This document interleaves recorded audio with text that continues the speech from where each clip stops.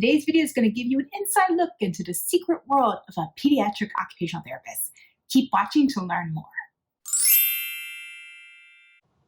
Hi, I'm Amy Baez, pediatric occupational therapist and founder of Playapy. And if you've been watching this channel, you already know that. But I'm here to provide you with some playful solutions and powerful results. Today, I want to give you an insider look into one of my most used tools in my therapy bag, and that is my fine motor kit. Today, we're going to do something a little different, unusual. I want to just open up my fine motor kit and show you what's inside, so you can get an idea of what I use with kids and what they find interesting and playful to use. Now, the purpose of this is not to promote any particular products. I do not have any paid advertisement for any of this stuff. This is just stuff that I have and accumulated through the years. I don't even know how to tell you to get some of these things. But what I do want you to do is have a little bit of an idea of how I play with different toys and what you might be able to look for when you're out shopping and see if you can find some interesting finds like I have. All right, let's take a look inside and see what we can play with today. So we have first over here, these little tiny little wooden blocks. They have, all except for that one, they have little holes in them. So you can push these little wooden dowels into the holes and you can pretend like you have little creatures. Like, even though I know spiders are 8-legged, you could pretend like this is a little spider and it can crawl up their body for the kids who like insects. So that can be a cool thing to do. You can also take these off and put them together in other ways. So we can pretend like, oh, we're lifting heavy weights. That's so heavy, oh my goodness. So those are those. And next we have just some traditional links that you can play with. So I love links. They're great for kids to work on their colors and sequencing and all kinds of things. So this is obviously 6 different colors, so I might ask them to, match the variety that they see here to make the exact same chain. Oh, look, I need purple. And now I have matching earrings, or whatever it is. It may be a caterpillar to one kid versus a necklace to another versus tug of war, whatever, it is for you. But these are nice. What I love about links is that, for those little ones who can't figure out that there's this hole here, it's really great for them to work on that skill. And you'll know in a previous video, I talked about eye exercises and convergence and divergence. And being able to push that in requires you to converge your eyes. And if you're seeing that your child is struggling with this, then maybe because they have difficulty with their eye muscles. So it's very telling what you can learn from playing with these links. Okay, so now we have these. These were called, I don't remember what they were called, but they were something to do with DNA. I found these in a store in New York many, many years ago, probably 20 years ago. But I love them. You can't see from here. I'll try to show you close up. And they have different size shapes in here. So each ball has just a pattern of pentagons, triangles, and rectangles. And you have to use the stick to match up to the hole. So this happens to be the rectangle. So you see that there. And then this is the triangle, is the yellow sticks, and the red sticks are these pentagon. So that's that. What I love about these is sometimes I have a lot of broken pieces for some kids that are a little aggressive, and I saved them though because, you know, we make little lollipops. It's a blackberry, and you can have lemon, and you can have cherry flavored, right? So you can also use these to make other things. So again, you could be, you know, lifting weights, or you can also create other objects that you might want to find a little bit more interesting. So you can take these different shapes and balls and sticks and, you know, create whatever you want depending on what you have available. So anyway, it's really great for constructional skills, but also just to see where their creativity can take them. Then I also have in here these amazing magnetic sticks, which are pretty cool. I love these because some kids, you know, they see that they go together, but then they can't, see if these will work. Okay, see how they won't go together, and this like totally freaks them out. Oh my goodness, they can't figure out why this does not want to stay together. But anyway, so you can use these magnetic sticks together like this, or using the balls if you want to create angles. So I love to have them make shapes with their with the balls.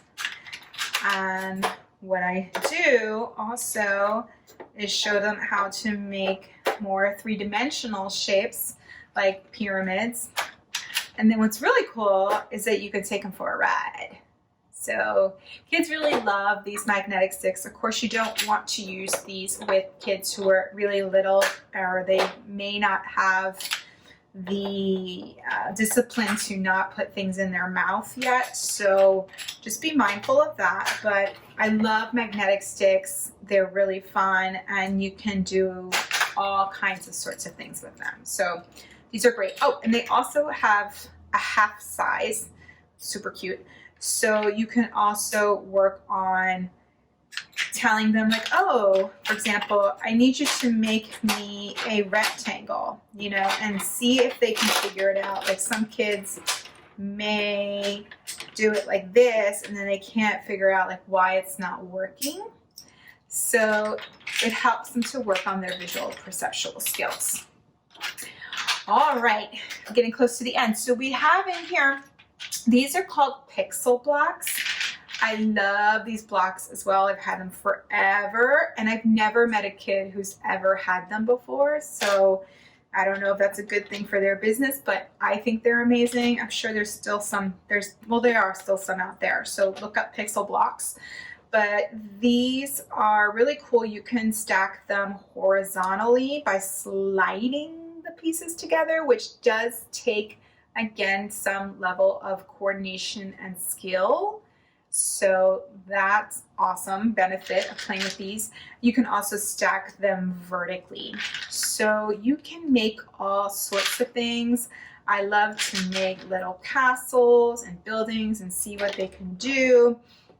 But I also love, even with older kids, I might tell them like, you need to make me something functional. And so they might make me like a door that, you know, can swivel back and forth and things like that. So there's a lot of great ways for you to spend a lot of time with these awesome blocks. And so I can't stress to you more, that doesn't belong in there.